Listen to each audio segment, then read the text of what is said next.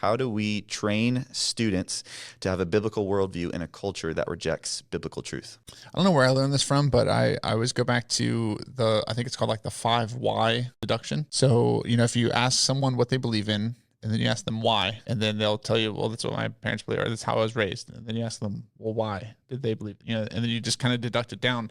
And oftentimes you'll find out one source of truth that they got their information from. And then it's helpful to understand the reliability of scripture as an argument to address biblical worldview, because you're basing your worldview on the Bible. And so if you have a contrary view of that, okay, what is your source of truth for what you believe? And oftentimes people don't know. Like they're like, well, someone told me that. Well, how can you trust them? Why can you trust them? And it's like, well, because they were taught something, or they figured it out, or whatever. And in reality, like we have to deduct it down to, okay, what is your source of truth? And if it's not the Bible, it can be contrary to factual evidence.